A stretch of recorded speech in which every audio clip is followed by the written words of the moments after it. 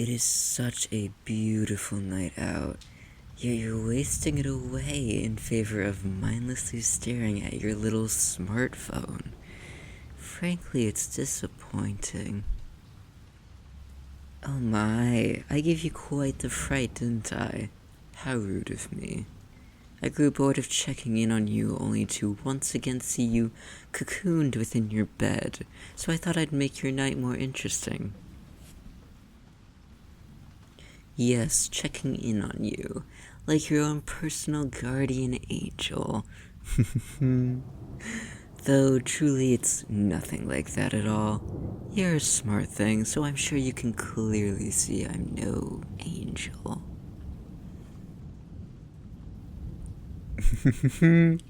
Freakish stalker. What an accusation. My lambkin, to be a stalker is to watch over someone without having permission to do so. I assure you that definition does not apply to me. Police. I see. You don't truly understand what's happening here.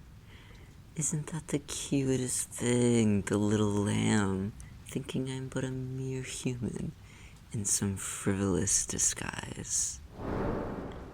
A mistake you surely won't be making again. I'm not partial to being diminished in such an insulting way. Your expressions of fear are stunning. What I wouldn't give to have a portrait of it. Your pretty face tugged around by delightful fear, forever immortalized in oil and pigment.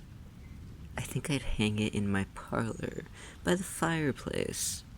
No, a true masterpiece should be put in my chambers, so it can be appreciated properly. Nothing to say? Where did all that confidence go you had before? Surely it wasn't snuffed out by some simple, quick movement. There's much more threatening things I could have displayed. Like how easily I could set you aflame.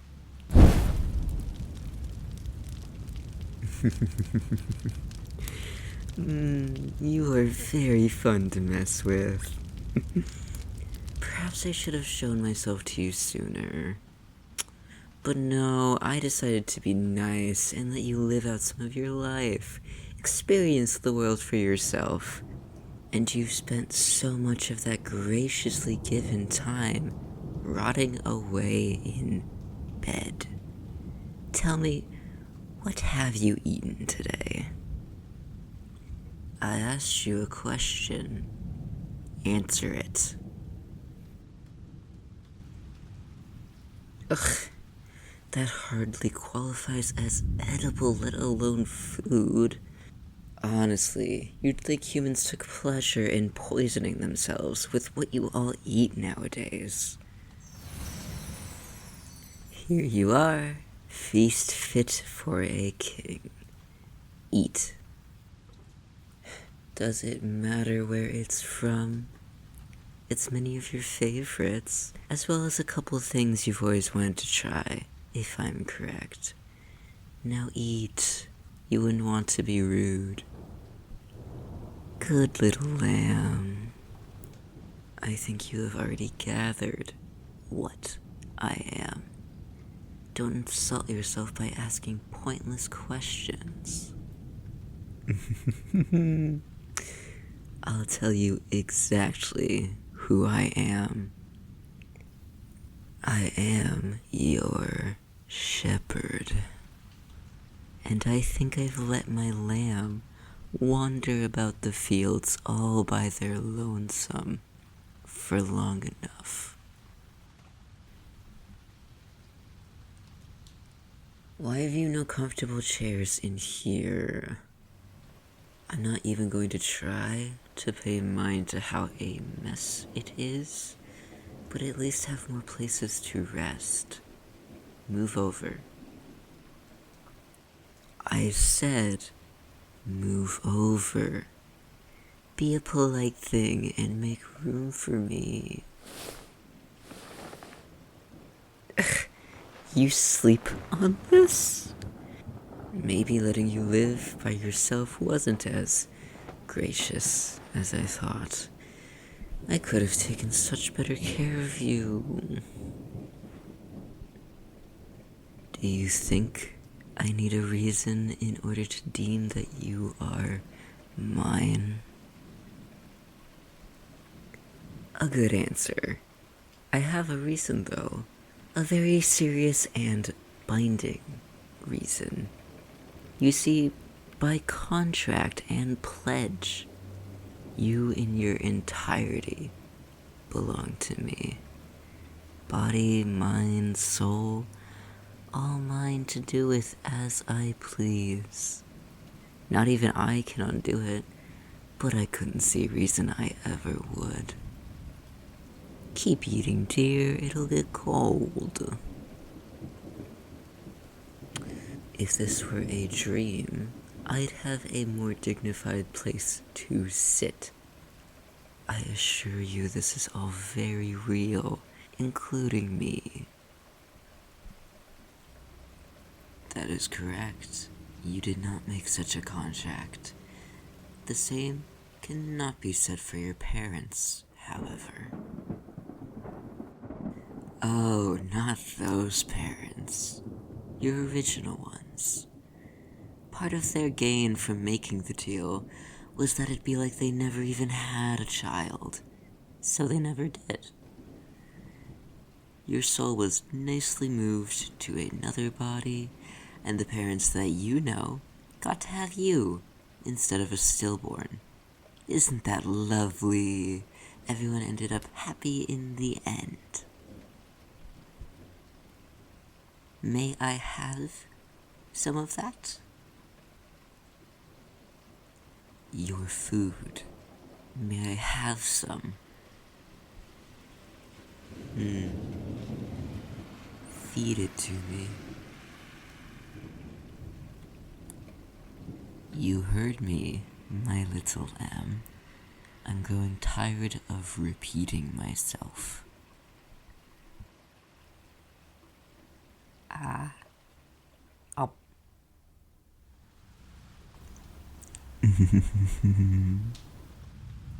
Thank you. I think you'll adjust quickly to being well-behaved and obedient for me. So focused on the details, how boring. Alright, I suppose you're owed an explanation. Although I was enjoying your anxious cluelessness.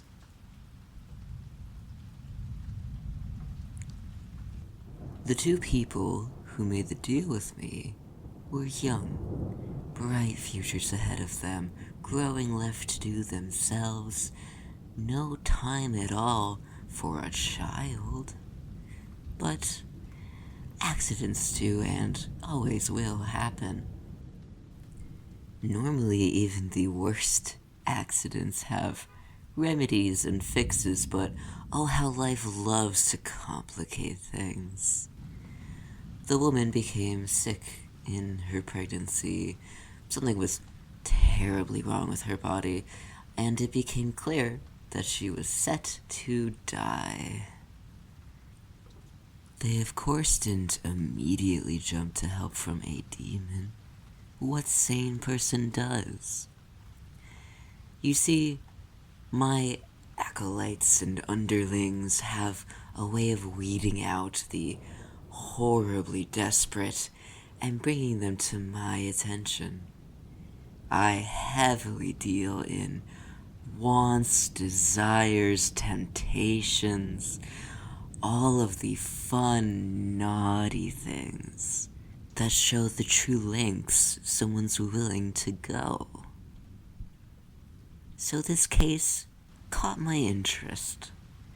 I expected them to offer up the usual for me to get their souls when they inevitably die later in life. They did in fact offer that. However, they also offered me you. And thus the deal was made. I would receive their souls upon death, with the addition of your newborn soul up front. Almost like a down payment.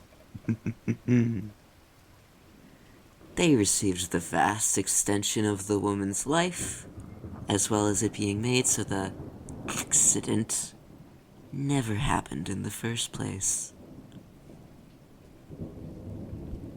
Why would I have not put you in a body? A newborn soul isn't worth much, but it was already mine, and would continue to be even after joined to a body and given full life.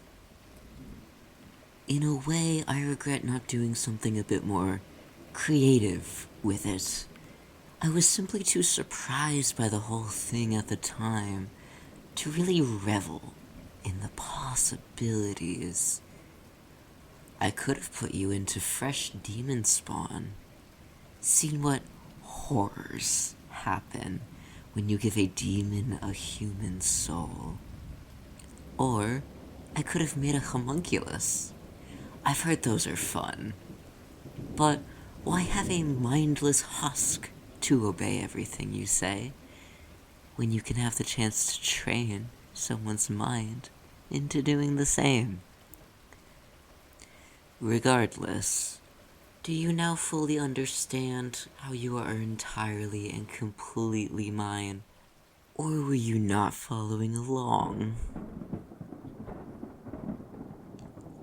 Wonderful. Are you ready then? Ready to leave? Now that we've become acquainted, I am absolutely not having you be in this place for any longer. And you'll need to see where you'll be living.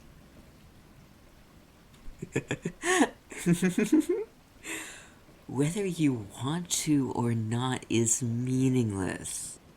As I said before, I was being gracious in letting this much of your life be yours to have. Now it's mine, and my wants supersede yours in every way. Don't fret though, I treat all of my belongings with the utmost care, and I think you may be my new prized possession. Visiting friends and family can be discussed later. Are you ready, my lambkin? Very good. Then off we go to your new home and new life. I can hardly wait.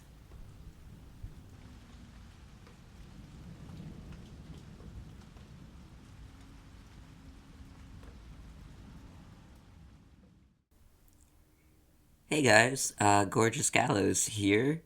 I hope you have been liking me actually starting a YouTube channel and voicing my own scripts. This is very new for me. I think, despite it being the second video, I am already getting better at reading a script into a microphone.